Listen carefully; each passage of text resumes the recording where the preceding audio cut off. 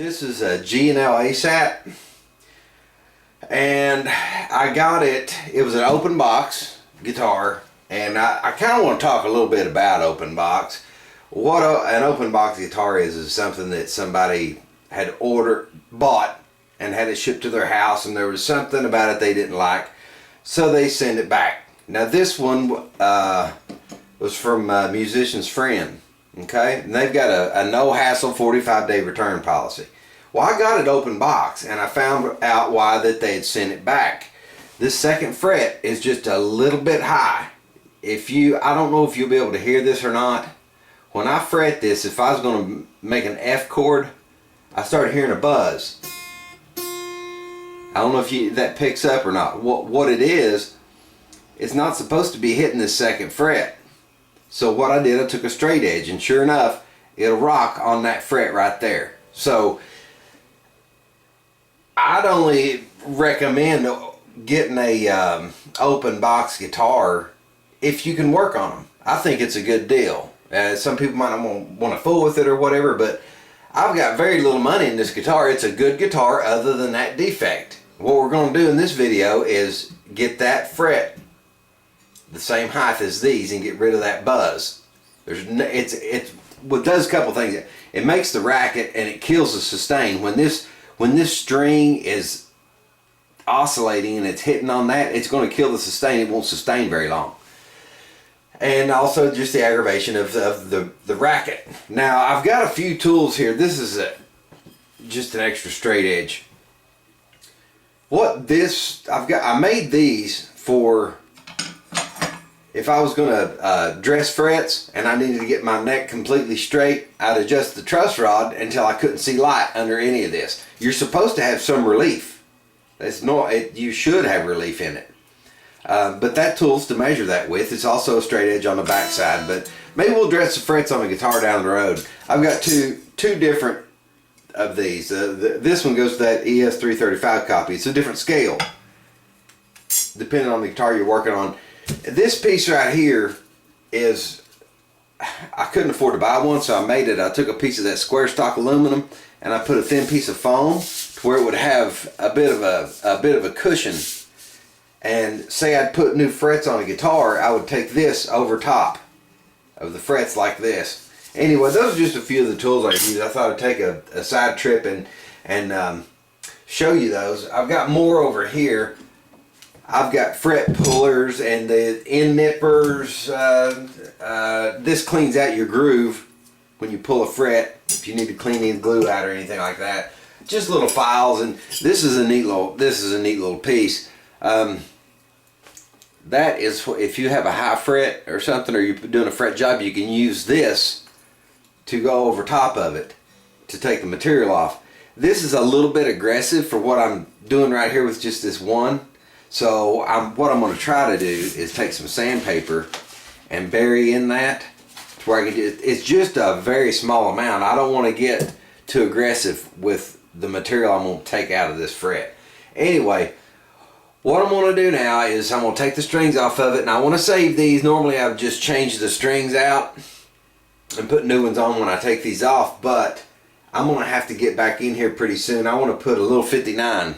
It's a humbucker. Seymour Duncan makes it. It's called a little 59, and it's supposed to simulate the old 59 Les Paul, that type of sound. I'm going to put that in the bridge position, and they're actually a humbucker that fits into a single coil slot.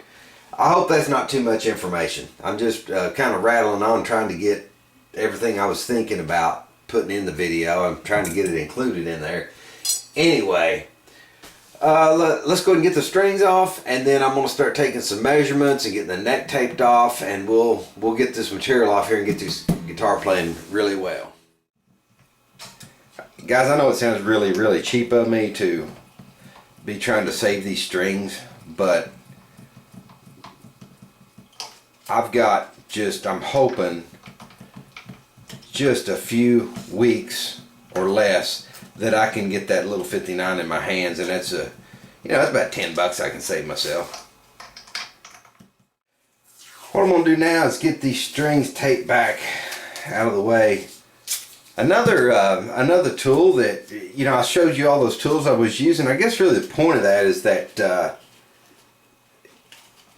you don't have to have a whole lot of expensive tools to work on a guitar with. I mean, you can buy as much as you want. You know, it's like anything else. You can really spend the money on whatever you want to spend, but a lot of them you can make. I'll show you this little piece right here. That's just a piece of 2x4. I took a jigsaw and carved out, you know, a semicircle, and I nailed a piece of leather in it, and it's just a little piece of plywood. A lot of this stuff you can make yourself. And these are, I got these at the hardware store. 1/8 inch aluminum, 1/8 inch by 3/4 aluminum.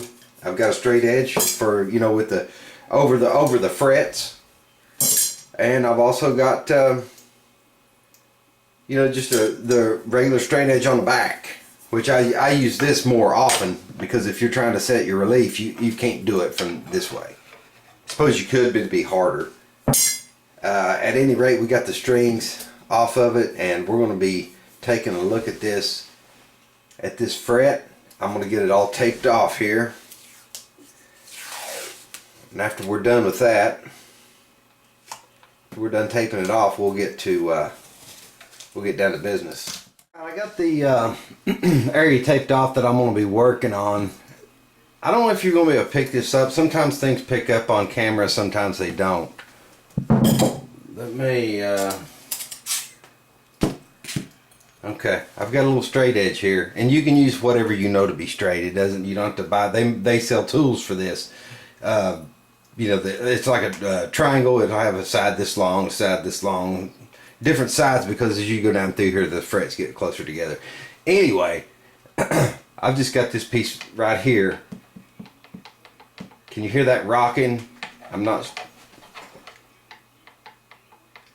See, it's rocking on the top of that. Now, interesting thing is, it's not as bad toward the low E string.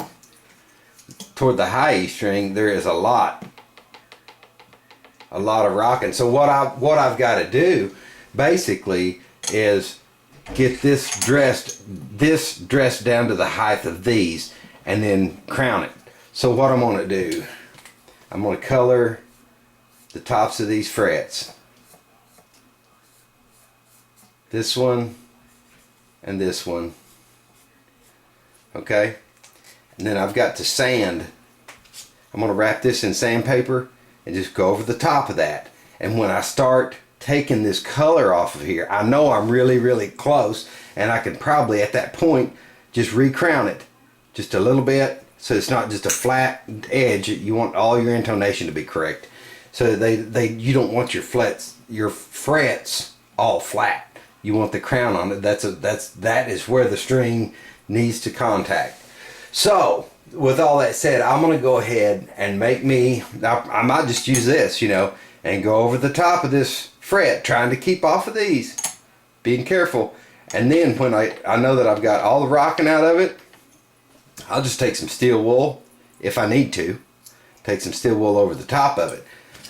So I'm going to go ahead and get my sandpaper ready, and we're going to start this process. I hope we can work with this camera angle here. I'm a little cramped at this guitar station I've made. Trying to get the tripod in here, it's a little hard to get a good camera angle. This fret wire was a little harder than I expected it to be, so I am able to use this fret file. It's not the best in the world, but it works. I'd really like to order me another one at StewMac and upgrade. I've still got, I don't know if you can hear it or not, still got some play, or some rocking, I guess you would say. Almost gone up there.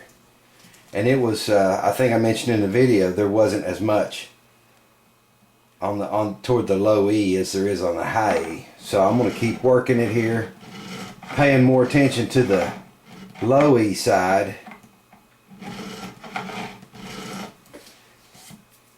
and see if we can get it right where it needs to be. this guitar plays great. It, other than that fret buzz that it had, it is a great playing guitar. And it's not hard, it's just time consuming. You know, sometimes we think about things, we think it's a big deal, and it's really not. You know, things are maybe intimidate us. I used to be that way with carburetors when I was a kid. Now I love working on carburetors.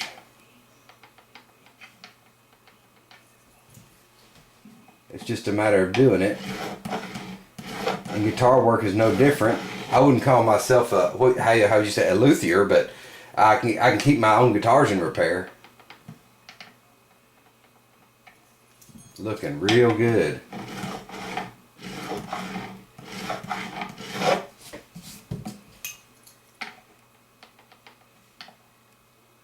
We're done. That's done.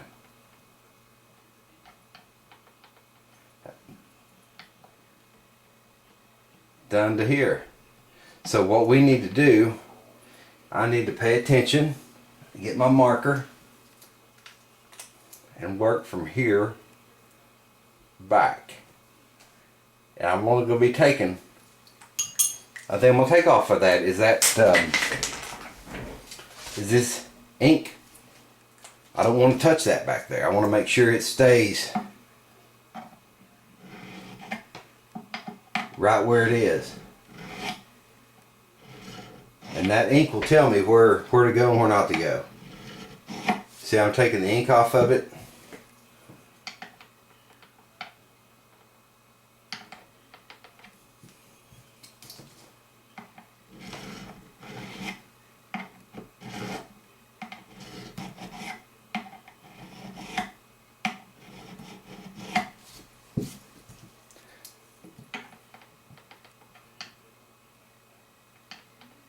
Okay, we're good to here now. Get my marker back where I can't even see where I put it.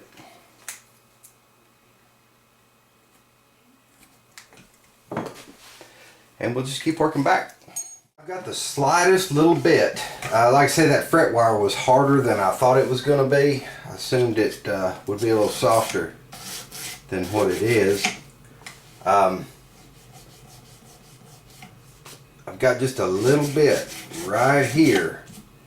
The rest of it I did with the fret file, but I've got one small little spot that was in here that I needed to work on. Right there it is. Really small. Rest of it's perfect. I just want to get that one small spot. I'm afraid of going too deep with that fret file. That's good. That's good. I like that. That guitar ought to play really, really well now. What I'm going to do now is just skim right over the top of these and make sure that they're all setting level, same as one another.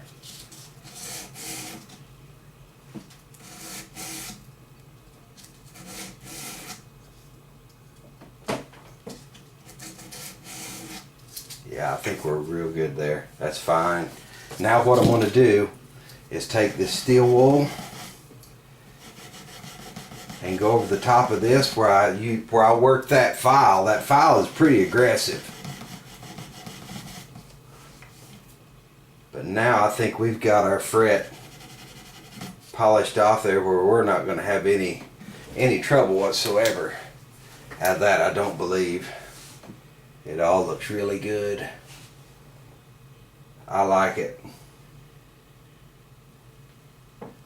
Yep, I think we're all right. I think the guitar's going to play really well there. Another thing I'd like to do is replace that nut. I'm not real happy about. I don't like the material they used on that nut. We'll get something harder to help with the sustain and so on and so forth. But that's that's another project for another day. Anyway, I'm going to go ahead and get all this wrapped up, get the strings back on it, the tape off of it obviously, and then we'll see how it plays. Alright gang, I got the guitar. It's great. No more buzz. It's awesome. I'm real happy with it. I guess in my mind I saved myself like $150 because I did that little bit of work myself, and I know sometimes the stuff that you see on YouTube, you see people do stuff, and it's kind of like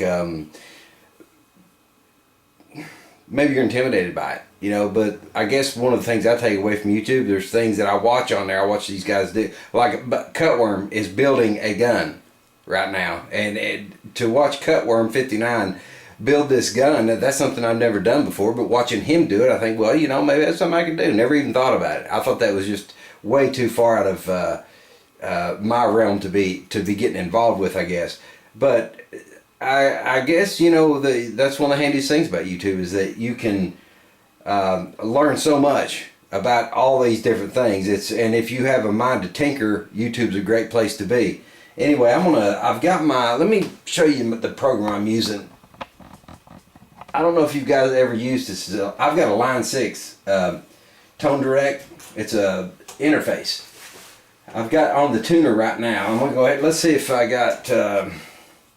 See where I'm at. Make sure I'm in tune here.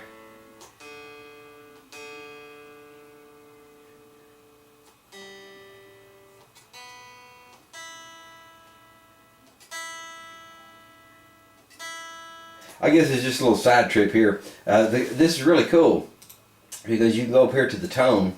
And I haven't learned all this program yet. There's a lot to it. Oh, it's not going to let me. I'm in the tuner. Let me get out of the tuner here. There we go. And you can go up in this tone, and there are presets. And you can go through all these. You can get like Eddie Van Halen type stuff. Well, there's Ain't Talking About Love. I don't know if I don't think my amp's on. Hold on just 1 minute. I don't think it's even plugged in. Oh well, we'll do the guitar test later. I guess this video is kind of running along anyway. But thanks for tuning in, and appreciate you guys, all the comments and subscriptions and so on and so forth. It's a really cool place to be. You guys make it great, and want to thank you all for all the support over the years. Have a good one.